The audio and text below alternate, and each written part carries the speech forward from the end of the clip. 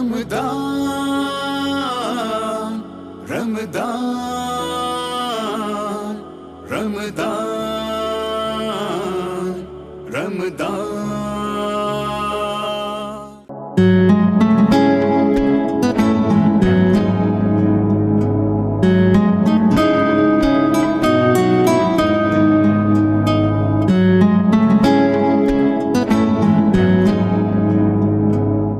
بسم اللہ الرحمن الرحیم۔ السلام علیکم۔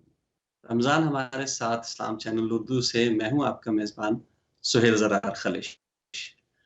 دوستو، رمضان کی یہ بابرکت ساتھ یہ لمحات گزرتے جا رہے ہیں، اور اب جیسے جیسے یہ وقت گزر رہا ہے آخری عشرے میں ہم داخل ہو چکے ہیں، اور اب عید کی تیاریاں شروع ہو جاتی ہیں۔ ہمارے یہاں عموماً یہ ہوتا ہے کہ رمضان کے آخری عشرے میں عبادات بھی اپنے عروج پہ ہوتی ہیں اور عید کی تیاری بھی عروج پہ ہوتی ہیں۔ اسی تناظر میں مختلف پروگرامز ترتیب دی جاتے ہیں، افطار پارٹیاں ہوتی ہیں، مختلف محفلیں سجتی ہیں، نعت کی محفلیں سجتی ہیں، لیلۃ القدر کی مناسبت سے محفلیں سجتی ہیں۔ اسلام چینل اردو پہ بھی آپ دیکھ رہے ہیں دن بھر کچھ نہ کچھ لگاتار کوئی نہ کوئی پروگرام ہو رہا ہوتا ہے۔ رات میں بھی ہم بیٹھے ہوتے ہیں، بلکہ کل رات بھی ہم 3 بجے تک بیٹھے ہوئے تھے چینل پہ۔ تو اپنے اپنے حساب سے رمضان کو بہت خوبی سے، بہت اچھے سے طریقے سے، بہت شاندار طریقے سے منایا جائے۔ آج ہم نے بھی کوشش کی کہ 2 ایسی شخصیات کو اپنے اس پروگرام میں دعوت دی جائے جن میں کچھ باتیں مشترک بھی ہیں اور مختلف بھی ہیں۔ منفرد تو دونوں ہی ہیں ماشاءاللہ۔ مشترکہ باتوں میں ظاہر ہے دونوں خواتین ہیں، دونوں کا تعلق اردو ادب سے ہے، دونوں نے اپنی اپنی فیلڈ میں PhD کیا ہے، دونوں نے منفرد لب و لہجہ اختیار کیا ہے، بلکہ صحیح معنوں میں نسائیت کے حوالے سے اگر آج کا نیا تجربہ دیکھا جائے تو وہ ہم سمجھ سکتے ہیں کہ ہمارے آج کے مہمانان میں بہت زیادہ نمایاں ہے۔ منفرد تو یہ ہے، مشترک بھی ہے، اور مختلف اس لحاظ سے ہیں کہ دونوں اس وقت مختلف خطوں میں موجود ہیں، دونوں اپنے اپنے خطوں میں اردو کی خدمت کر رہی ہیں اور اردو کے حوالے سے کام کر رہی ہیں۔ ہماری جو پہلی مہمان ہیں وہ کراچی سے ہمارے ساتھ موجود ہیں۔ آپ کی شاعری کے حوالے سے جب بات کی جائے گی تو وہ کچھ مخصوص لہجہ، وہ لب و لہجہ جو انداز میں آپ نے انداز اپنایا تھا، جس کے ردیف بنتی ہے کہیں کہیں تم بھی نہ، کہیں آپ توبہ کرتی نظر آتی ہیں، کہیں آپ شکریہ کہتی نظر آتی ہیں، کہیں آپ آرٹس کونسل کے مشاعروں کی نظامت کرتی نظر آتی ہیں۔ کبھی ہم دیکھتے ہیں کہ لگ بھگ 10-12 برس سے PTV کے مختلف رمضان ٹرانسمیشنز میں، مختلف مارننگ شوز میں اپنے اپینین دیتے نظر آتی ہیں۔ خواتین کے حقوق کا ایک طرف اگر اظہار کرتی نظر آتی ہیں تو دوسری طرف دیکھتے ہیں کہ خالص اردو کا جو لب و لہجہ ہے وہ اختیار کرتی نظر آتی ہیں، اور کیوں نہ نظر آئیں، اس لیے کہ آپ جن کی صاحبزادی ہیں وہ اردو کا ایک بہت بڑا قلعہ ہے۔ میں سمجھتا ہوں کہ انہوں نے اردو کے حوالے سے جتنا کام کیا ہے وہ بالکل منفرد ہے۔ اور ایک اور تعلق جو ہمارا اور ان کا جڑتا ہے غالباً وہ یہ ہے کہ ہم بھی ناظم آباد سے ہیں اور یہ بھی ناظم آباد سے ہیں۔ تو میں چاہوں گا کہ اپنی پہلی مہمان کا تعارف بھی کراؤں، ان کو بھی میں اسٹوڈیو میں اپنے ساتھ لوں۔ ڈاکٹر امبرین حنیف عنبر ہمارے ساتھ کراچی سے موجود ہیں۔ السلام علیکم۔ وعلیکم السلام۔ کیسے آج مزاج معلوم ہیں آپ کے؟ ٹھیک ہے؟ آپ کو دیکھ کر اور آپ سے بات کر کے اپنائیت سی کیوں محسوس ہوتی تھی کہ یہ ناظم آباد کا تعلق بڑا گہرا ہے۔ جی جی، بالکل بالکل۔ آپ یقین کیجئے کہ ہم نے پروفیسر سحر انصاری صاحب کو ان گلیوں میں، وہاں سڑکوں پہ اکثر دیکھا اس زمانے میں جب ہم چھوٹے تھے، اور ہم دیکھتے تھے اور ہم بتاتے اچھا یہ ہیں وہ شاعر صاحب، اچھا یہ ہیں۔ لیکن وہ ظاہر ہے اس وقت ایک ہم بہت احترام اور ادب کے ساتھ دور سے گزر جاتے تھے۔ جب جن گلیوں پہ ہم نے دلاور فگار کو بھی گھومتے دیکھا، انہی گلیوں میں بہت سے لوگوں کو۔ بہت بہت شکریہ آپ کا اس پروگرام میں آنے کا۔ میں اپنی دوسری مہمان کو بھی پروگرام میں شامل کرتا ہوں۔ آپ اس سے پہلے بھی میرے اس پروگرام میں ان سے ملاقات کر چکے ہیں۔ بہت سے لوگ ان کو دیکھ کے حیران رہ گئے، بہت سے لوگ کہنے لگے نہیں یہ کوئی پاکستانی لڑکی ہے جو تم نے زبردستی اس کو لب و لہجہ بدل کے اردو میں بٹھا دیا۔ لیکن جب بعد میں ہم نے ان کا انٹرویو لیا، ان سے بات چیت ہوئی، ان سے گفتگو ہوئی، تو پتہ چلا کہ اردو سے محبت کے لیے کوئی اس بات کی کوئی زبردستی نہیں ہے کہ آپ پاکستان میں رہتے ہو، آپ ایجپٹ میں رہتے ہو، آپ دنیا کے کسی خطے میں بھی رہتے ہو، اس زبان سے محبت آپ کو اپنی طرف کھینچ لیتی ہے۔ اور وہی ڈاکٹر ولا کے ساتھ ہوا کہ یہ جب اردو کی محبت میں گرفتار ہوئی تو انہوں نے اردو کی وہ آخری حدیں تک پار کر لی جو شاید بہت سے لوگ نہیں کر پاتے. انہوں نے ماشاءاللہ اردو میں پی ایچ ڈی کیا اور یہ کہنے پر خود مجبور ہو گئی کہ باہوں میں بھرنے آیا ہے اردو ادب جو مجھے، اردو ادب حیرت مجھے. سے دیکھنے لگے اہل عرب مجھے. تو یہ خوبصورت شاعرہ ہمارے ساتھ موجود ہے ڈاکٹر ولا جمال الاسیلی، ایجپٹ قاہرہ سے. السلام علیکم. وعلیکم السلام. کیا بات ہے. کیسی بہت ہے شکریہ آپ کا. صاحبہ؟ ٹھیک ہے، آپ کیسے ہیں؟ الحمدللہ میں خیریت سے ہوں. الحمدللہ اللہ کا شکر ہے. آج ہم نے 2 ڈاکٹرز کو اور دونوں اردو کی ڈاکٹرز ہیں جمع کر لیا. آج میرا تو اللہ ہی حافظ ہے. بہت شکریہ. میں دل کی گہرائیوں سے آپ دونوں کا شکریہ ادا کرتا ہوں. میں امرین کی طرف چلتا ہوں، ان سے بات کرتا ہوں، ان سے پوچھتا ہوں. امرین، ہم نے یہ دیکھا ہے عموماً کہ جو رمضان میں ایک جنرل سا سوال پوچھوں گا. میں نے کہا آسان، مطلب چھوٹی سی گگلی نہیں کرے جائے بلکہ ہلکے پھلکے انداز سے بات کی جائے. عموماً یہ دیکھا کہ رمضان میں خواتین کا کام بہت بڑھ جاتا ہے اور وہ ان کی عبادت بھی یہی ہوتی ہے کہ وہ بس کچن میں جائیں، کھانے بنائیں، کام کریں، صبح سے شام تک لگی رہیں اور یہ کرتی رہیں. ان کو شاید عبادات کے وہ موقع نہیں ملتے، مواقع نہیں ملتے.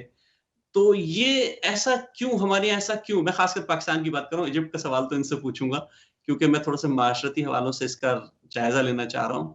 تو ایسا کیوں ہوتا ہے؟ کہ آپ سمجھتی ہیں کہ ایسا ہی ہوتا ہے یا بڑی خوشی خوشی خواتین یہ کام کر رہی ہوتی ہیں؟ بسم اللہ الرحمن الرحیم. سب سے پہلے تو بہت شکریہ کہ آپ نے اپنے اتنے خوبصورت اور بابرکت پروگرام میں بلایا، اور یہ آپ کا انکسار ہے کہ آپ نے کہا کہ جی دو پی ایچ ڈی ہیں تو میرا اللہ حافظ ہے. نہیں تو آپ جو اردو کی خدمت کر رہے ہیں یو کے میں بیٹھ کر، یہ بہت بڑا کام ہے. کیونکہ ہمارے ہاں تو ایک ماحول ہے، ظاہر ہے بہت ساری ہمیں یہاں پہ مراعات ملی ہوئی ہوتی ہیں، لیکن آپ ایک ایسی اردو کی نئی بستی بسا رہے ہیں جہاں پر مراعات بھی حاصل نہ ہوں. تو یہ ایک بہت بڑا کارنامہ ہوتا ہے جو آپ عرصے سے انجام دے رہے ہیں، اور ہم دیکھتے رہتے ہیں آپ کے پروگرامز بہت عمدہ، بہت معیاری ہوتے ہیں. مختلف موضوعات پر مختلف بہانوں سے آپ اردو ادب کو، اپنی ثقافت، اپنی تہذیب اور اپنے مذہب کو زندہ رکھے ہوئے. تو یہ بہت بڑی بات ہے کہ ہماری نئی نسل تک یہ تمام باتیں پہنچائی جائیں. اور جہاں تک آپ کا سوال ہے، تو ہمارے ہاں خواتین یہ کام بہت شوق سے کر رہی ہوتی ہیں، اور ان کو لگتا ہے کہ جیسے اپنے گھر والوں کے لیے ہم جو کچھ کر رہے ہیں یہ بھی عبادت میں شامل ہو جائے گا اور ہمیں اس کا بھی ثواب ملے گا. اور بے شک ایسا ہی ہے، جو آپ اپنے گھر والوں کے لیے کماتے ہیں یا کام کرتے ہیں وہ بھی آپ کی نیکیوں میں، آپ کی عبادات میں شمار ہو جاتا ہے. لیکن مسئلہ یہ ہے کہ خصوصاً پاکستان میں ہمیں ایسا لگتا ہے کہ لوگ اور خصوصاً خواتین رمضان اور روزے کے معنی بھول گئے کہ روزے کا دراصل کیا ہے. وہ ہے تقویٰ حاصل کرنا، اور تقویٰ حاصل کرنے کے لیے تو آپ کو بھوک پیاس کو محسوس کرنا ہے. اس کا مطلب یہ نہیں ہے کہ یہ کوئی فوڈ فیسٹیول ہے جس میں آپ اتنا کام کر رہے ہیں اور اس قدر مصروف ہیں کہ جیسے روزے دار کے لیے یہ ہے کہ اس کی دعا قبول ہوتی ہے. تو ہونا یہ چاہیے کہ افطار سے تھوڑا پہلے آپ آ کے میز پر بیٹھ جائیں اور دعا مانگیں اللہ سے، کہ وہ بڑا قبولیت کا وقت ہوتا ہے. لیکن خواتین بیچاری آخر تک پکوڑے تل رہی ہوتی ہیں، سموسے تل رہی ہوتی ہیں. تو ہمیں یہ لگتا ہے کہ یہ محبت اپنے گھر والوں سے اور یہ جو سلیقہ ہے یہ بے شک دکھانا چاہیے، لیکن اس کو بھی ایک اعتدال میں رکھنا چاہیے کہ اس سے عبادات متاثر نہ ہو. صحیح، آپ نے بہت اچھی بات کی ڈاکٹر صاحب. اس میں اصل میں سچویشن یہ ہوتی ہے پاکستان میں جو ہم دیکھتے ہیں عموماً کہ ایک بہرحال ایک تربیت کا جو ہوتا ہے ہمارے یہاں موضوع ہوتا ہے. یہ رمضان جو ہے ہمیں ایک تربیت دیتا ہے، تربیت فراہم کرتا ہے، اور اس تربیت میں ظاہر ہے عورت مرد سب شامل ہیں، سب کی ایک تربیت ہو رہی ہوتی ہے. صبح سے اٹھ کے رات تک ہم ایک ایکسرسائز کر رہے ہوتے ہیں. ایک پروفیشنل عورت کے لیے جو ظاہر ہے کام کر رہی ہے، جس کو کام بھی کرنا ہے، جس کو اپنا گھر بھی چلانا ہے، ساری چیزوں کو مینٹین کرنا ہے، اس کے لیے کیا یہ رمضان کچھ مشکلات پیدا کرتا ہے؟ کیونکہ آپ خود پروفیشنل ہیں، میں جانتا ہوں آپ پڑھاتی بھی ہیں، آپ کا تعلق تعلیم کے شعبے سے بھی ہے، تو کیسا رہتا ہوگا یہ؟ ہمیں تو لگتا ہے کہ رمضان اتنا بابرکت مہینہ ہے کہ آپ کے پاس وقت بھی بہت ہو جاتا ہے، اور رمضان میں تھکن نہیں ہوتی جتنا دوسرے مہینوں میں کام کرنے سے ہو جاتی ہے. کہ ہمیں لگتا ہے ہم گئے، جا کے پڑھا کر بھی آ گئے، اور اس کے بعد پورا دن آپ کے پاس ہے، کیونکہ دن بھر میں نہ آپ کو کھانا پکانا ہے، نہ دیگر کام کرنے، ورنہ بچوں کی فرمائشیں بھی چل رہی ہوتی ہیں. تو وہ بہت زیادہ وقت مل جاتا ہے جس میں آپ اپنے لکھنے پڑھنے کا کام کر سکتے ہیں، گھر کی صفائی کر سکتے ہیں، عبادات کر سکتے ہیں، کلام پاک پڑھ سکتے ہیں. تو ہمیں تو ایسا لگتا ہے کہ جیسے رمضان میں ہمیں وقت زیادہ مل جاتا ہے، کہ سحری کے بعد سے ہی دن آغاز ہو جاتا ہے. ورنہ عام طور پر تو جی ہم لوگ جس وقت اٹھتے ہیں تو ہم کچھ وقت ضائع کر چکے ہوتے ہیں دن کا، چاہے کتنے ہی سویرے اٹھ جائیں 6 بجے 5 بجے، لیکن سحری کے لیے جب اٹھتے ہیں تو اسی وقت سے دن آغاز ہو جاتا ہے، تو دن طویل ہو گیا۔ اور اس کے بعد پھر یہ ہے کہ اس میں ہمیں لگتا ہے کہ اللہ تعالیٰ برکت ڈال دیتا ہے، کیونکہ یہ بڑا بابرکت مہینہ ہے، تو ہر چیز میں برکت ہے، تو وقت میں بھی برکت آ جاتی سبحان اللہ، سبحان اللہ، بہت اچھی بات کی۔ چلتے ہیں ذرا اب ایجپٹ کی طرف اور قاہرہ کے اس منظر کی بات کرتے ہیں جہاں وہ بتا رہی ہیں کہ گرمی اور سورج بہت چمک رہا ہے، کراچی میں بھی اسی طرح چمک رہا ہے، الحمدللہ لندن میں تھوڑا بہتر موسم ہے۔ تو آپ سے پوچھتے ہیں کہ آپ بھی کیونکہ ایک پروفیشنل ہیں، آپ بھی یونیورسٹی میں پڑھاتی ہیں، آپ کی مصروفیات بھی ہم دیکھتے رہتے ہیں، ہم تھوڑا سا تقابلی جائزہ لینا چاہ رہے ہیں، یہ دیکھنا چاہ رہے ہیں کہ ایجپٹ کی خواتین کا رمضان کس طرح کا ہوتا ہے۔ پاکستان کے حوالے سے تو ہم نے کچھ چیزیں دیکھی، بات کی، ابھی امرین نے ہمیں بتائیں بہت سی چیزیں، آپ تھوڑا سا ہمیں اس پہ روشنی ڈالیں تاکہ ہمارے ناظرین تک یہ بات پہنچے کہ کیا ایجپٹ میں بھی یہی ہو رہا ہوتا ہے کہ پکوڑے اور سموسے تلے جا رہے ہیں یا وہاں کچھ اور ڈشز ہوتی ہیں؟ جی بالکل یہی بھی ہوتا ہے مصر میں۔ بہت سی خواتین عبادت میں کمی کر کے کچن میں سحری اور افطاری کے لیے کھانے پکانے میں مصروف رہتی ہیں۔ دیکھیں افطاری سے سحری تک اہل خانے کی فرمائش پر، جیسے ڈاکٹر عنوری نے کہا، قسم قسم کا کھانا پکاتی ہے۔ ممکن ہے کہ عورت عصر سے مغرب تک بغیر پیاس کے باوجود کچن میں رہتی ہے۔ وہ اپنی ساری توانائی، ساری توجہ صرف کھانے پر ہوتی ہے، اور اس کی وجہ سے عبادت کے لیے بھی کم وقت نکال پاتی ہے، تو ہمیشہ گھر کے کاموں میں الجھی رہتی ہے۔ ماہ صیام کھانے یا مشروبات میری نظر میں یہ ماہ نہیں ہے کہ صرف کھانے کا ماہ ہے، اور میرے خیال میں بھی کہ افطاری اور سحری ممکن ہے کہ سادہ بھی ہو سکتی ہے، لیکن عورت کا وہ سارا وقت عبادت میں جو اسے گزارنا ہے وہ کچن میں گزرتی ہے، اور یہ ٹھیک بات نہیں ہے، کیونکہ عورت بھر بھی ہے، اور اس کی آخرت سنورنے کے لیے ضروری ہے کہ وہ اس طرح کی عبادات ادا کرتی ہے۔ اور ایک اور بات کہ خواتین میں عام تصور یہ ہوتا ہے کہ رمضان صرف تو مردوں کا ہے، یہ تصور عام ہے، مجھے لگتا ہے کہ پوری دنیا میں یہی ہے۔ عورت کا کام صرف سحری پکانا اور افطار تیار کرنا بس لیکن اور بہت زیادہ عورتیں بھی روزہ رکھتی ہیں اور دیگر اعمال خیر میں پیچھے رہتی ہیں، اس لیے عمر محنت کرنا ہے، مثلا تلاوت قرآن اور اس میں تدبر و تفکر، صدقہ خیرات، ذکر الہی، یہ سب چیزیں ہیں اسے محنت کرنا ہے اوپر۔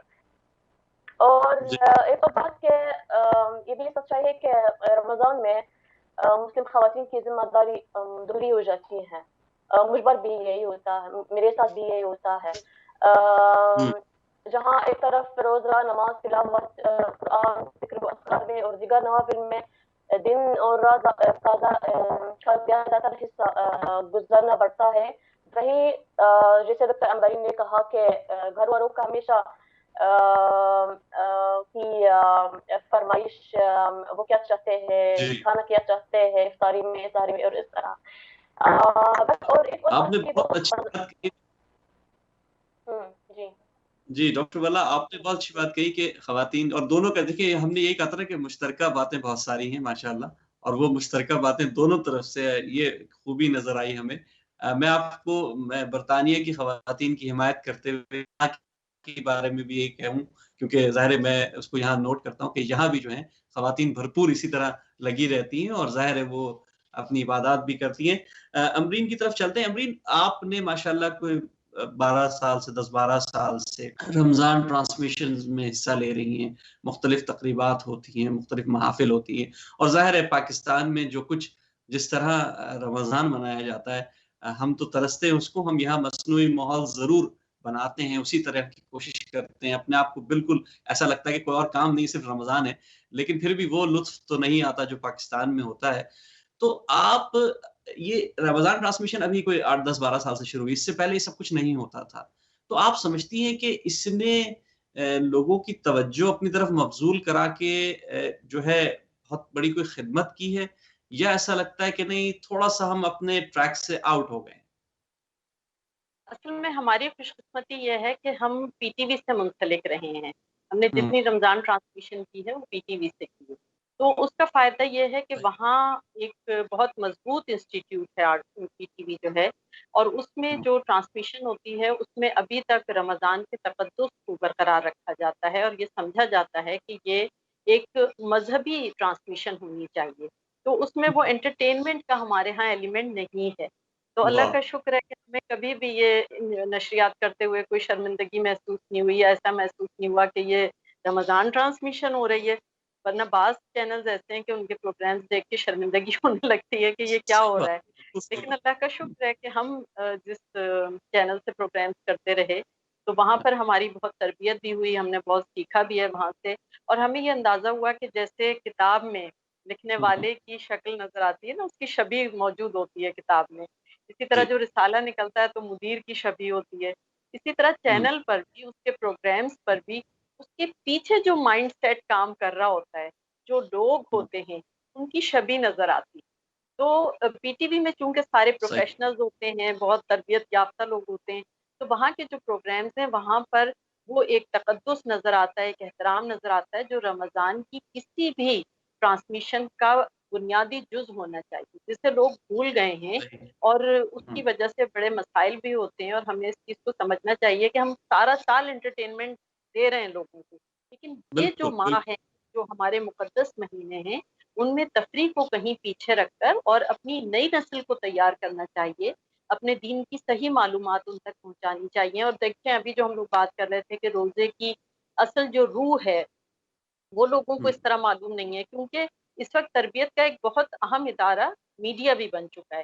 تو ہمیں لگتا ہے کہ میڈیا کو تھوڑا سا سوچنا چاہیے کہ تفریح تو پورے سال ہوتی رہتی ہے، ان ماہ میں جو کچھ مہینے ہمارے لیے بہت محترم ہیں یا کچھ دن ہمارے لیے بہت محترم ہیں، اس میں ہمیں تمام تر کمرشل اور انٹرٹینمنٹ سوچ کو پیچھے چھوڑ کر اور اپنی نیک نیتی کو سامنے لانا چاہیے، اور یہ دکھانا چاہیے کہ دراصل یہ ہم اللہ کی خوشنودی کے لیے کر رہے ہیں اور کسی وجہ سے.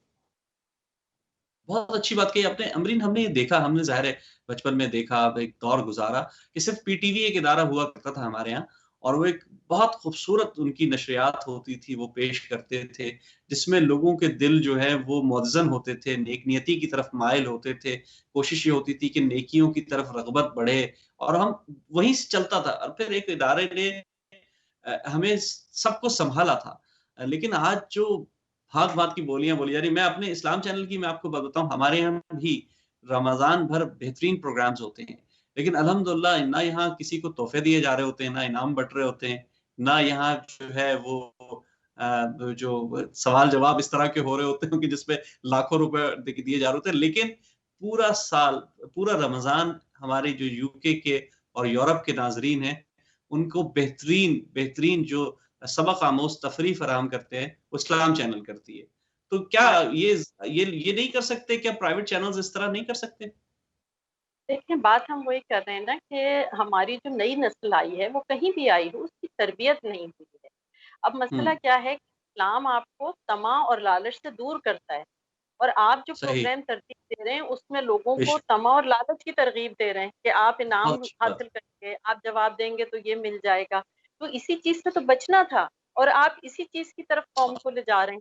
تو مسئلہ یہ ہے کہ ہمارے ہاں ہوا یہ ہے کہ پہلے ہر شعبے کے ایکسپرٹس الگ ہوتے، جو میزبان ہوتا تھا وہ اداکار نہیں ہوتا تھا، جو رائٹر ہوتا تھا اس کا کام صرف لکھنا ہوتا تھا. اب آپ دیکھیے ہر شخص کے آگے لکھا ہوتا ہے، وہ اینکر بھی ہے، وہ پروڈیوسر بھی ہے، وہ رائٹر بھی ہے، وہ گلوکار بھی ہے، وہ اداکار بھی ہے. یعنی سب سمجھتے ہیں کہ ہم جو چاہے کر سکتے ہیں. تو ہم نے ایک یہ بھی کھیل بنا لیا کہ جس کی فیس ویلیو ہے، جس کا نام ہے، اس کو کسی بھی ٹرانسمیشن میں بٹھا دیجیے. تو عام طور پر یہ ہوتا ہے کہ یہ بڑا نازک مرحلہ ہے، تو اس میں ہمیں ایسے علماء کرام کو بٹھانا چاہیے، ایسے ایکسپرٹس کی خدمات لینی چاہیے پروگرام ترتیب دیتے ہوئے جو اس فیلڈ کے ماہر ہیں. باوجود اس کے کہ ہم نے بہت لمبی ٹرانسمیشنز کی ہیں، لیکن ہم یہ نہیں کہیں گے کہ ہم اس فیلڈ کے ماہر ہیں. ہم ادب کی فیلڈ سے تعلق رکھتے ہیں، تو جو مذہب کی فیلڈ کے اہم لوگ ہیں جن کو معلوم ہے کہ کیا چیز کس طرح ہونی چاہیے ان کی خدمات لے لیں. لیکن ہمارے ہاں اصل میں ہر شخص اب اپنے آپ کو عقل کل سمجھتا ہے جی اور جی اس کو یہ لگتا ہے کہ بڑا مسئلہ کوئی ہے. چیز مشکل ہی نہیں ہے. ہاں اچھا یہی سوال میں پوچھتا ہوں ایجپٹ میں چلتے ہیں, ڈاکٹر والا سے پوچھتے ہیں, ہمیں بریک پہ بھی جانا ہے. ڈاکٹر صاحب آپ کے یہاں کیا حساب کتاب ہوتا ہے؟ آپ کے یہاں بھی اسی طرح رمضان ٹرانسمیشنز ہوتی ہیں؟ آپ لوگ بھی اسی طرح وہاں تحائف دے رہے ہوتے ہیں, تحفے بٹ رہے ہوتے ہیں, یا خالصتاً دینی ہوتی ہیں وہ ٹرانسمیشنز؟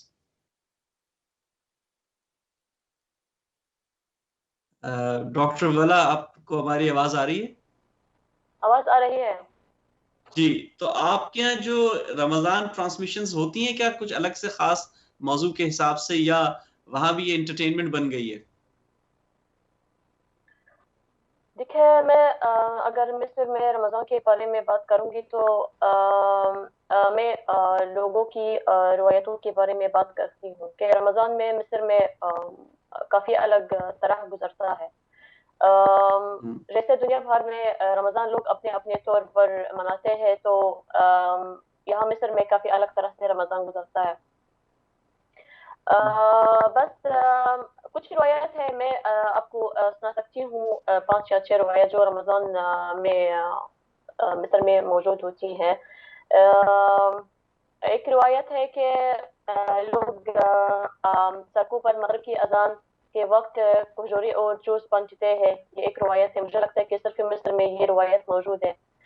اور اس کے علاوہ اس مہینے کی ابتدا سے آخر تک مساجد کے اندر یا ان سے ملحقہ احاطوں میں رحمت کے دسترخوان کے نام سے خیمے لگاتے ہیں, اور اس میں لوگوں کو مفت افطاری میں شامل ہونے کی دعوت دی جاتی ہے, جن میں خاص طور ماشاءاللہ پر یہ غریب پاکستان اور مسکین لوگ شامل ہیں. جی ہاں میں اصل میں پوچھنا چاہ رہا تھا کہ جو خاص کر میڈیا کا کردار کیا ہوتا ہے, یعنی کہ ٹی وی آپ کے یہاں کس طرح اس کو پروموٹ کرتا ہے, ٹی وی میں کس طرح دکھایا جاتا ہے اس کو؟ ہاں ٹی وی بس صرف سب سے اہم بات جو رمضان میں ہے یہ رمضان کے ڈرامے ہے. ٹی وی چینلز پر بہت سے ڈرامے ہوتے ہیں. یہ بہت ایک اہم روایت ہے جو رمضان میں مصر میں ہوتی ہے. بس صرف ٹی وی پر ڈرامے لوگ دکھتے ہیں بس, اور خلاص کچھ نہیں, کچھ خاص بات نہیں ہے اس موضوع کے سلسلے میں. ماشاءاللہ بہت اچھی بات آپ نے کہی. دوستو اصل میں ہم جو ایک تقابلی جائزہ لینا چاہ رہے ہیں, اور انشاءاللہ یہ گفتگو کا سلسلہ جاری ہے. ایک مختصر سا ہماری بریک کا وقت ہو گیا ہے, بریک پہ ہم جائیں گے. بریک کے بعد ہماری پھر آپ سے ملاقات ہوگی. ہمارے ساتھ دونوں ہمارے معتبر اور بہت ہی مشہور گیسٹ موجود رہیں گے انشاءاللہ. ایک چھوٹے سے بریک پہ جا رہے ہیں. السلام علیکم ورحمۃ اللہ وبرکاتہ.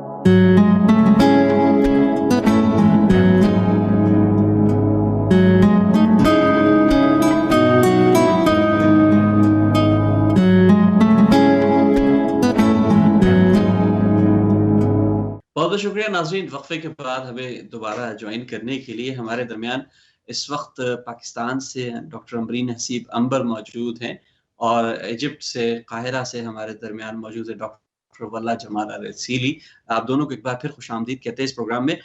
ڈاکٹر امبرین کی طرف چلتے ہیں. ڈاکٹر صاحب ہم یہ دیکھتے ہیں کہ اردو ادب بہت مالا مال ہے جہاں دینی حوالوں سے کام ہوا. میں پچھلے دنوں ایک تقریب میں تھا اور مجھے سن کر یہ میرا سر فخر سے بلند ہو گیا کہ جب انہوں نے یہ کہا کہ اسلام کے حوالے سے عربی کے بعد اگر جتنا بڑا کام ہوا ہے وہ صرف اردو میں ہوا ہے. یعنی کہ اردو اتنا بڑا سرمایہ ہے دین کا ہمارے پاس موجود ہے, اور اردو میں اتنا کام ہوا ہے کہ ماشاءاللہ دین کی تبلیغ و ترویج کے لیے کم نہیں پڑے گا انشاءاللہ.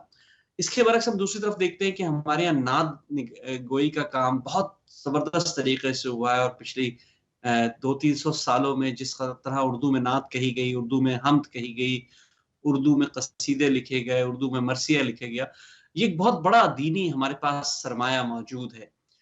لیکن دوسری طرف ہم دیکھتے ہیں کہ ہمیں خواتین اس فیلڈ میں کم نظر آتی ہیں. ایسا میں غلط سمجھ رہا ہوں یا میری کم علمی ہے؟ دیکھیں جہاں تک اردو ادب کا تعلق ہے تو ہم سب جانتے ہیں کہ جب سے اردو ادب کا آغاز ہوا, اردو شاعری کا آغاز ہوا, نعت نگاری کا بھی آغاز ہو گیا. کیونکہ جی ظاہر ہے کہ ہر مسلمان کے لیے بڑی سعادت کی بات ہے کہ وہ اپنے آقا جہاں حضرت محمد مصطفیٰ صلی اللہ علیہ وآلہ وسلم کی مدد کرے. اور نہ صرف مسلم شعراء نے بلکہ غیر مسلم شعراء نے بھی ہمارے نبی کی شخصیت سے متاثر ہو کے نعت کے شعر کہے. جی جہاں تک خواتین کی نعت نگاری کا تعلق ہے تو خواتین نے بھی نعت کہی ہے، اور ظاہر ہے کہ جیسے پہلے خواتین کی شاعری منظر عام پر نہیں آتی تھی تو اس میں نعت بھی سامنے نہیں آئی، لیکن جب سے خواتین کو اظہار کے مواقع ملے اور ساتھ ہی ساتھ ان کی جو کاوشیں تھیں وہ منظر عام پر آنے لگیں تو ہم نے دیکھا کہ اسی وقت سے خواتین کے ہاں نعت گوئی کا بھی ہمیں ایک رجحان ملتا ہے. اور اس پر پوری ایک ریسرچ ہو چکی ہے، اور اس میں نعت نگاری میں خواتین کا کردار کے نام سے PhD ہو چکا ہے، اور اس میں ان ماشاء خواتین کی خدمات کے بارے میں لکھا گیا ہے جنہوں نے نعت یا حمد کہی ہے. اور اگر پورے ان کے نعتیہ مجموعے الگ سے نہیں بھی آئے ہوں تو جو ان کے شعری مجموعے ہیں اس میں نعت شامل کرنا وہ ایک سعادت کی بات سمجھتی ہیں. اور اس وقت بھی کئی خواتین ایسی ہیں جو نعت کہہ رہی ہیں، بلکہ ابھی پچھلے دنوں پورا ایک خواتین کا نعتیہ اور حمدیہ مشاعرہ ہوا جس میں تمام خواتین نے پوری دنیا سے حصہ لیا، اور اس میں ولا بھی تھی ہمارا خیال ہے. تو یعنی اس قدر پوری دنیا میں تمام خواتین اردو میں نعت کہہ رہی ہیں، تو اس میدان میں بھی خواتین مردوں سے کہیں پیچھے نہیں ہیں، ان کے شانہ بشانہ ہی ہیں. اور نعتیہ مجموعے بھی پورے خواتین کے آئے ہیں جن میں پروین جاوید کا آیا تھا دوری چاہتی ہوں، ہماری آج کی شاعرات میں حمیرہ راحت کا آیا ہے، بشریٰ فرخ ہیں پشاور کی ہماری ایک شاعرہ، ان کے کئی شعری مجموعے نعت کے آ چکے ہیں، اب کا آنے والا ہے.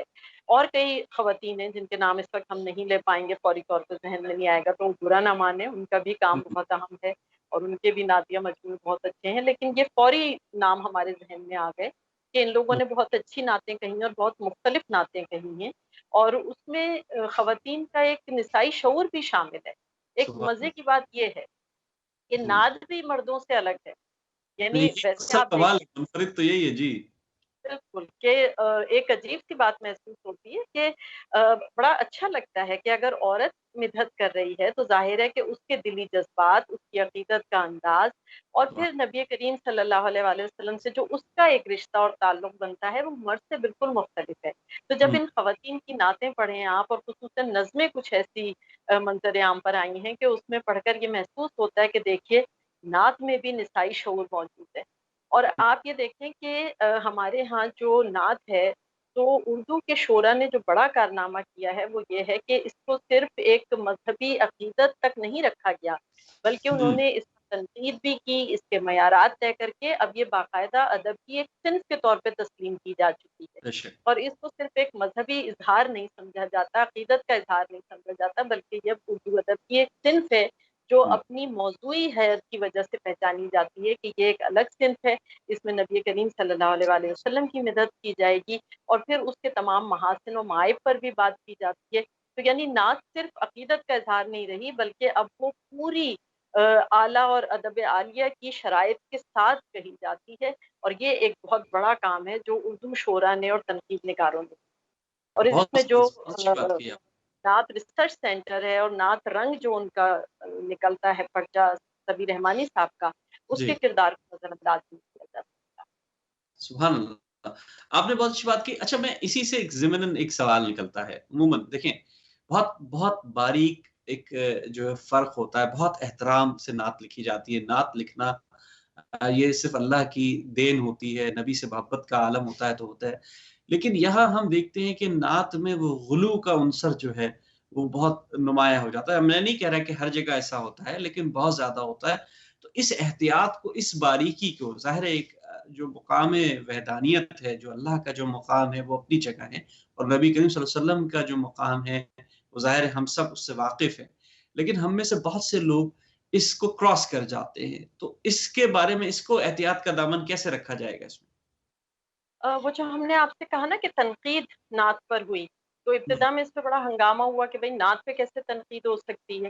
لیکن تنقید نگاروں نے اس بات کی وضاحت کی کہ جب آپ کسی چیز کو صنف بنائیں گے ادب کی تو اس پہ تنقید ہوگی، ہو اور سکتی نعت پہ تو زیادہ تنقید ہونی چاہیے کیونکہ یہ ایک بہت نازک معاملہ ہے. جیسے ابھی آپ نے بھی کہا کہ اس میں تو وہ جو کہتے ہیں نا کہ خدا کا دیوانہ تو گوشت سے بیگانہ ہو، لیکن نبی کے دیوانے کو باہوش ہونا بہت ضروری ہے. سبحان تو اللہ. نبی کی محبت میں تو اور زیادہ آپ کو احتیاط سے کام لینا ہے کہ خدا نہ خواستہ شرک نہ ہو جائے. یعنی بے شک. ہمارے ہاں تو حدود سے آگے بڑھ کے شرک کی وہ حد میں بھی لوگ داخل ہو جاتے ہیں. تو وہ جو تنقید کا آغاز ہوا وہاں انہی چیزوں کو پکڑا گیا اور اس چیز کو روکا گیا کہ آپ نبی کو نبی کے مقام پہ رکھیے، اور اللہ تبارک تعالیٰ کی جو وحدانیت ہے، جو ان کے ایک ہونے کی جو صفت ہے، وہ بالکل ایک الگ چیز ہے. اللہ کا وجود، اللہ کا مقام بالکل الگ ہے.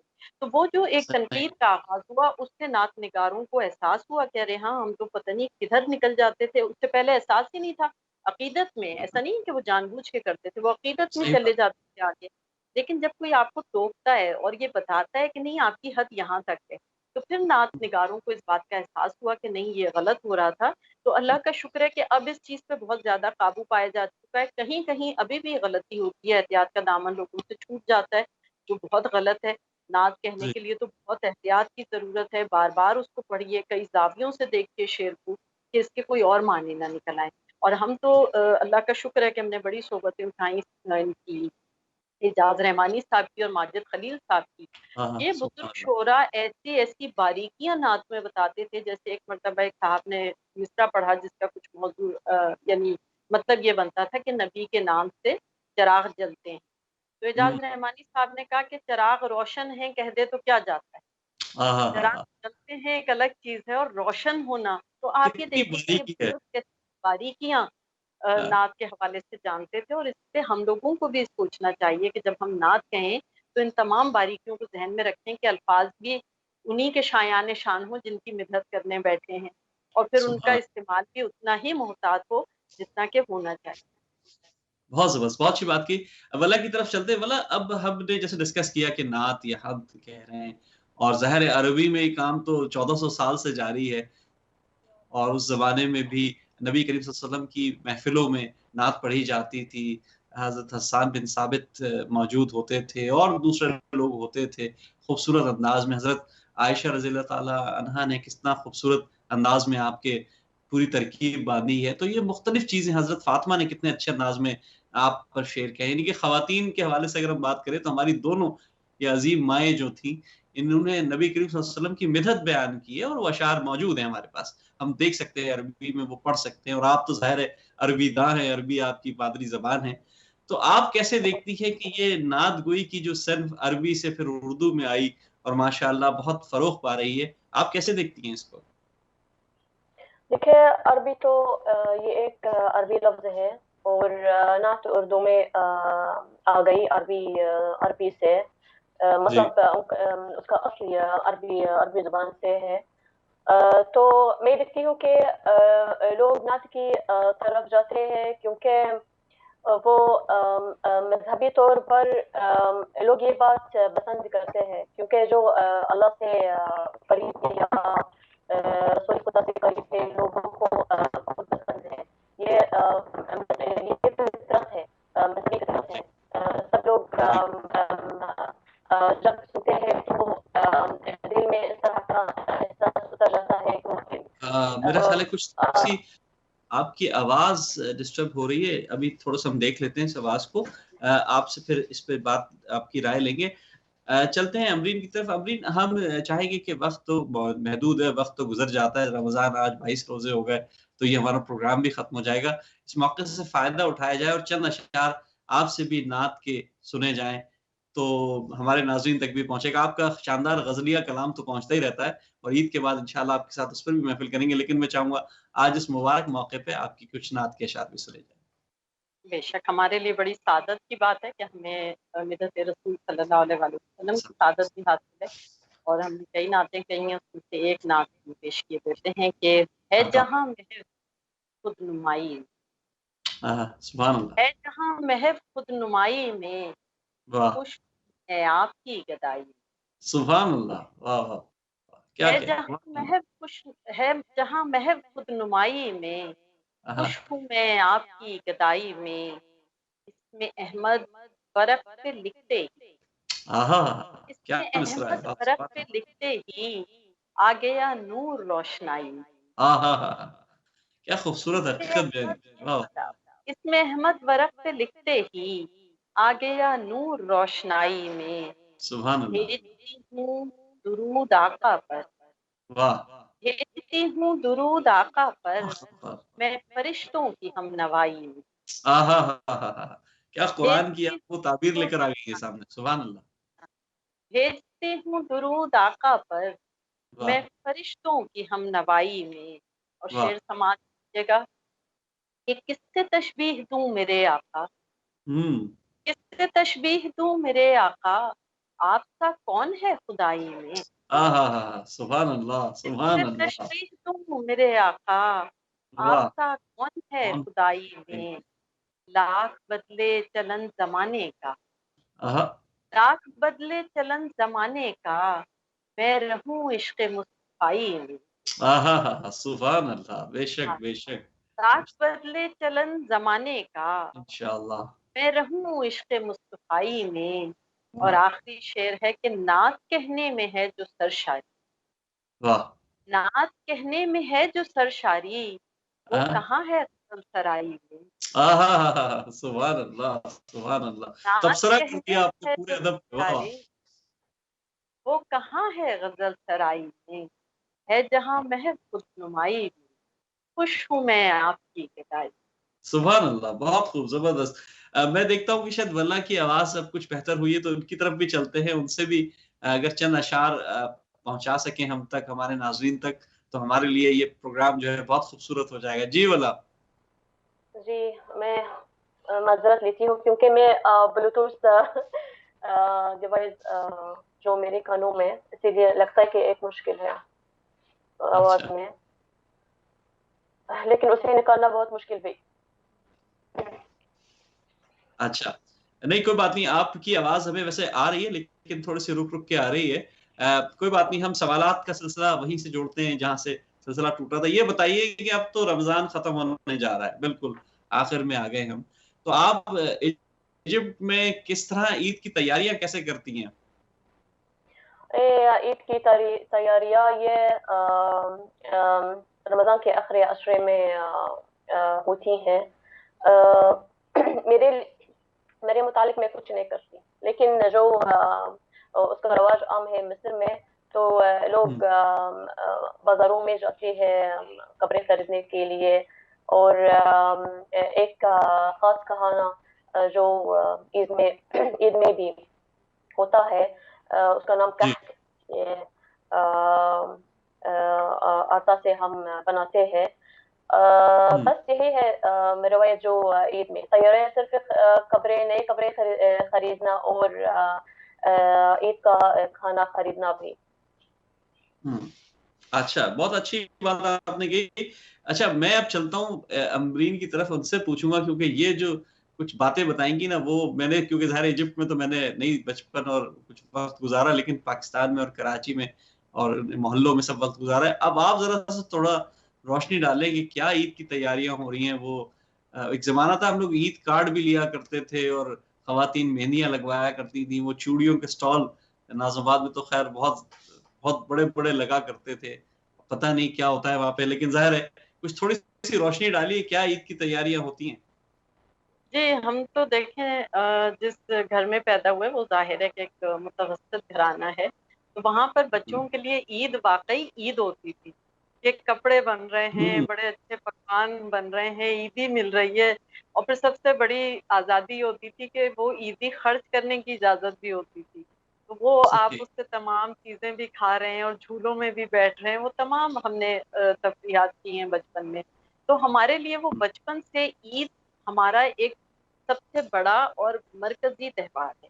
یعنی اور آپ چیزیں مناتے رہیں کہ شادی بیاہ ہو رہا ہے، اس کی خوشیاں وہ سب الگ ہیں، لیکن جو عید کی خوشی ہے وہ بالکل الگ ہے. اور بڑے ہونے کے بعد ہمیں یہ شعور آیا کہ یہ وہ خوشی ہے جس کو منانے کی اجازت بلکہ حکم ہمیں اللہ تبارک تعالیٰ دیتا ہے. تو یہ تو یعنی وہ خوشی ہے کہ جس کو اور دھوم دھام سے منانا چاہیے کہ آپ اللہ کی خوشنودی حاصل کر رہے ہیں. اور پھر ایک طریقے سے یہ روزے دار کے لیے انعام ہے کہ اس کو عید بخشی گئی کہ اب آپ اس پہ خوشیاں منائیں. تو ہم تو سچی بات ہے جی بھر کے خوشیاں مناتے ہیں. اور اللہ کا شکر ہے کہ پاکستان میں بھی یہی صورتحال ہے کہ اب بھی پوری چاند رات میں مہندی لگ رہی ہوتی ہے، چوڑیوں کے اسٹاک. مجھے لگ رہا تھا کہ میں اس میں ایڈ کرنا چاہوں گا، آپ اس کا بھی جواب دیجیے گا کہ آدھے لوگ تو لگتا ہے چاند رات کو عید منا لیتے ہیں. جی جی بالکل. بلکہ اب ایک جو بری بات ہو گئی ہے جو ہمیں بالکل پسند نہیں ہے کہ لوگ چاند رات تک تو مسلسل بازاروں میں اور تیاریوں میں لگے رہتے ہیں اور پھر عید کی نماز پڑھ کے جو سوتے ہیں تو پھر وہ ہاں اگلے دن ہی بیدار ہوتے ہیں. جبکہ ہمارے ہاں تو یہ تصور ہی نہیں تھا کہ عید کے دن سویا جائے. مسلسل مہمان آتے رہتے تھے, ہم لوگ محلے میں اور رشتہ داروں کے گھر جاتے رہتے تھے. تو یہ ایک چیز ہمیں اچھی نہیں لگتی ہے اب. لیکن اللہ کا شکر ہے کہ یہ کچھ گھرانوں میں ہے, لیکن باقی گھرانوں میں یہی ہوتا ہے کہ صبح میں ٹولی نکلتی ہے اور پورے محلے میں عید مل کر آتی ہے. وہ چیز ابھی بھی ہے کہ ایک بڑا مسرت کا ماحول ہوتا ہے, اور باوجود اس کے کہ اب کے ایک وبائی صورتحال سے پوری دنیا دو چار ہے اور ہم سب ایک جی پریشانی میں بھی ہیں اور ایک جبری قید میں بھی ہیں, لیکن لوگوں کی عید کی تیاریوں میں کوئی کمی نہیں آ رہی ہے. ہم نے بھی آن لائن شاپنگ کر لی ہے ساری, مگر کی ضرور ہے. اچھا تو میں ایک چیز دیکھ رہا ہوں کہ ہمارا زبان تو ظاہر ہے لڑکے یا مرد حضرات جو ہے, میں تو اپنے ہی ظاہر ہے قبیلے کی نمائندگی کر رہا ہوں کہ یہاں ہم تو بس اپنے شلوار قمیص پہنا گئے, نماز پڑھی, ہو گیا کام. لیکن خواتین کی اور بچیوں کی تیاری جو ہے وہ بڑی منفرد ہوتی ہے. بلکہ میری خود بچیاں ہیں, میں دیکھتا ہوں بڑا دل چاہتا ہے کہ بچیاں تیار ہوں, یہ ہو, بہت کرے, چوڑیاں پہنے. یہ ظاہر ہے یہاں کی کچھ تقاضے مختلف ہوتے ہیں, لیکن الحمدللہ یہاں بھی ہم بھرپور اس کی تیاری کرتے ہیں. تو وہ جو ایک مہندی لگانا ہے, وہ جو چوڑیاں پہننا ہے, یہ خواتین اور بچیوں کے اندر ایک عید کی ڈبل مسرت پیدا کر دیتا ہے. کیا بالکل وہ جو علامہ اقبال نے کہا ہے نا کہ وجود زن سے ہے تصویر کائنات میں رنگ. تو سچی بات یہ کہ سبحان ہمارے اللہ. 2 بیٹے ہیں, اور 2 بیٹوں کے بعد جب ہماری بیٹی ہوئی تو ہمیں معلوم ہوا کہ گھر کی رونق اصل میں بیٹیوں کے دم سے ہوتی ہے. بے اس شک کی بے آپ شک. شاپنگ کریں تو اس میں اتنی مزے مزے کی چیزیں آپ خرید رہے ہوتے ہیں, اور اسی طرح عید کی تیاری میں لڑکوں کی تو یہ ہے کہ جی کپڑے خریدے, جوتے خریدے, ہو گیا کام. لیکن بچی کی تیاری آخر دن تک چل رہی ہوتی ہے کہ میچنگ چوڑیاں چاہیے, مہندی لگوانی ہے, میچنگ جیولری چاہیے, دوپٹہ چاہیے, دوپٹے پہ کرن لگی ہوئی ہونی چاہیے. تو یہ چیزیں جو ہیں یہ بچیوں کی اور خواتین کی یہی زندگی کی جی خوبصورتی ہیں, اور ہم کہتے ہیں کہ وہ گھرانے بڑے خوش نصیب ہیں جہاں پر یہ رونقیں موجود ہیں, اور وہ یہ بے احساس شک دلاتی ہیں بے شک. کہ زندگی میں جو رونقیں ہیں وہ بیٹیوں کے دم. سبحان اللہ, بہت اچھی بات کی. واللہ سے آپ پوچھتے ہیں کہ ان کی آواز ماشاءاللہ کچھ تھوڑی بہتر ہوئی ہے وہاں پہ.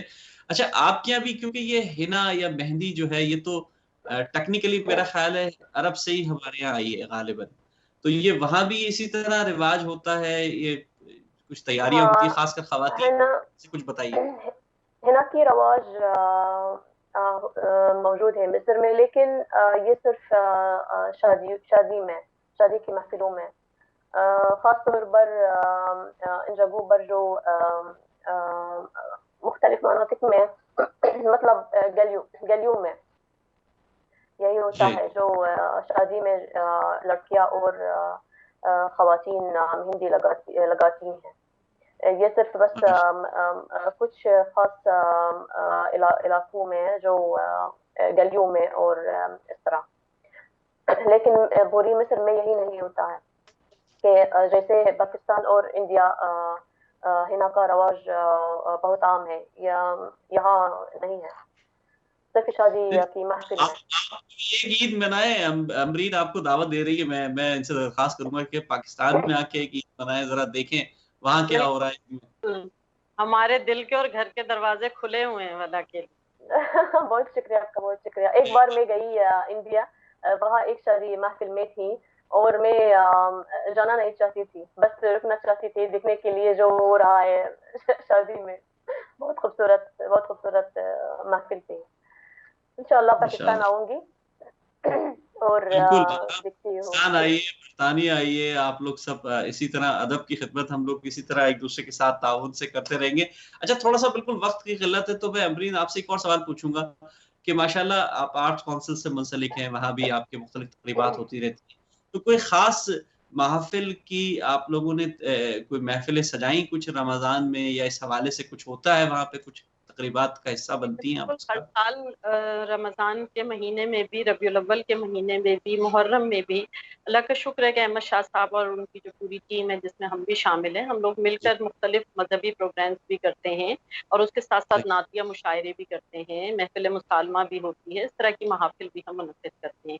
इस मरतबा चूंकि जाहिर है कि वबाई सूरत हाल है और गवर्नमेंट की तरफ से हम लोगों पर पाबंदी है कि हम कोई इज्तिमा नहीं जी कर सकते हैं, तो उसके लिए आर्ट्स काउंसिल की एक बहुत बड़ी खिदमत इस वक्त सामने आई है मुआशरे में कि आर्ट्स काउंसिल को वैक्सीनेशन सेंटर में तब्दील कर दिया गया है और आर्ट्स काउंसिल के जितने मेंबर्स हैं उनको फ्री वैक्सीनेशन वहाँ पर दी जा रही है, न सिर्फ उनको बल्कि उनके शौहर या बीवी जो है उसको भी वहाँ से फ्री वैक्सीनेशन मिल रही है। तो ये एक बहुत बड़ा काम है जो इस वक्त रमज़ान के महीने में आर्ट्स काउंसिल कर रहा है और उसमें आर्ट्स काउंसिल के सदर अहमद शाह साहब भी और उनके जो मेंबरान हैं गवर्निंग बॉडी के वो खुद वहाँ बैठे रहते हैं ताकि मेंबरान को कोई परेशानी ना हो और जब वो लोग आते हैं तो बड़ी सहूलत से उनको ये फराहम किया जा रहा है। लेकिन अल्लाह का करना है कि जल्दी से ये वबाई सूरत हाल ख़त्म हो और हमारी तकरीबात शुरू हों, तो ऐसी तकारीब हम लोग करते रहते हैं। बल्कि हमारे यहाँ सीरत कॉन्फ्रेंस होती है 2 दिन की 3 दिन की और उसमें पूरी दुनिया से लोग आते हैं और वो एक बहुत बड़ा काम होता है कि पूरी सीरत कॉन्फ्रेंस और उसमें एक बहुत बड़ा नातिया और हमदिया मुशायरा पिछले साल भी हुआ, इस साल भी हुआ, लेकिन अभी चूंकि हमारी तकरीबात बंद हैं तो इस रमज़ान के महीने में हम कोई प्रोग्राम इस तरह कर नहीं सके हैं, लेकिन उससे बड़ी खिदमत इस वक्त आर्ट्स काउंसिल अंजाम दे रहा है। माशाल्लाह माशाल्लाह, बहुत अच्छी बात कही आपने, बहुत ज़बरदस्त। बिल्कुल मेरे पास सिर्फ 50 सेकंड रह गए, तो मैं चाहूँगा कि 25-25 सेकंड दोनों अपनी मेहमान को दिए जाए और पूछा जाए कि कैसा रहा और आप क्या पैगाम देना चाहेंगे आखिर में। आपके प्रोग्राम में आकर बहुत खुशी हुई, आप एक बहुत अच्छा काम कर रहे हैं और इस बात पर हमें शुक्रिया अदा करना है आपका कि आपके इस अच्छे प्रोग्राम में, सच्चे काम में हम भी कहीं कोई थोड़ा सा हिस्सा बन सके। बहुत अच्छा लगा, बहुत अच्छा तजर्बा है। पैगाम सिर्फ ये देना चाहेंगे कि इस्लाम की जो बुनियादी तालीमात हैं उनको समझिए, अपने बच्चों को समझाइए, इसलिए कि जो हमारा दीन है वो एक शानदार दीन है और उसका सही मफ़हूम हमें खुद भी समझना चाहिए और अपनी नस्ल को भी समझाना चाहिए, आने वाली नस्ल को, ताकि दुनिया खूबसूरत हो सके, क्योंकि दुनिया को खूबसूरत बनाने में हमारा दीन बहुत अहम किरदार अदा कर सकता है अगर उसकी रूह को समझ कर उस पर अमल। बहुत बहुत शुक्रिया। मैं वल्ला से भी चाहूंगा कि कुछ मैसेज देना चाहें आखिर में। बस मैं एक मैसेज देना चाहती हूँ कि अगर बच्चा रोज़ा रखने की ताकत रखता हो तो उसे आदतन रोज़ा रखवाना चाहिए। हर औरत को अपने बच्चों से भी रोज़ा रखवाना चाहिए। मुझे लगता है कि ये जब बच्चा की उम्र 10 साल होती है तो वो रोज़ा रख सकता है। तो यही इंशाअल्लाह औरत इस बात पर अमल कर सकती है और ताकि वो आदत बन जाती है। का बहुत कीमती वक्त आपने हमें दिया। इस्लाम चैनल उर्दू आपका बहुत शुक्रगुजार है और इंशाअल्लाह हम कोशिश करेंगे कि अगले प्रोग्राम्स में भी आप दोनों से रहनुमाई हासिल करते रहें, क्योंकि उर्दू अदब के लिए भी हमसे आपकी रहनुमाई की ज़रूरत है, निसाई अदब के लिए भी ज़रूरत है और निसाइयत के मुख्तलिफ अदबी, समाजी और जो दूसरे रवैये हैं उनके लिए भी हमें आपकी रहनुमाई की ज़रूरत है और हम चाहेंगे कि इसी तरह आपके साथ प्रोग्राम होता रहे। आप दोनों का मैं दिल की गहराइयों से शुक्रिया अदा करता हूँ। दोस्तों, उमूमन होता ये है कि हम जब अदब के हवाले से प्रोग्राम करते हैं तो सोचते हैं लोग कि शायद निसाइयत का जो जज्बा है वो खालिसतन निसाइयत का जज्बा जो है वो कहीं नज़र नहीं आता, लेकिन हम देखते हैं कि आज हमारी दोनों जो मेहमानान थी इन्होंने निसाइयत पर भी बात की, इन्होंने अदब पे भी बात की, इन्होंने दीन पे भी बात की और इन्होंने हमें एक खालिस माँ होते हुए भी एक पैगाम दिया। तो इंशाअल्लाह अगले हफ्ते आपसे फिर मुलाकात होगी। अपना बहुत ख्याल रखिएगा। अस्सलामु अलैकुम वरहमतुल्लाहि वबरकातुहू।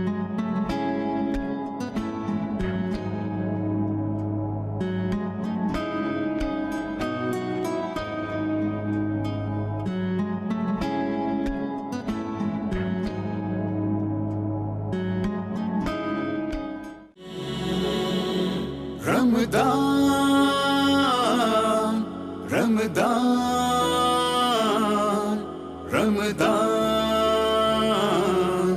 रमदान।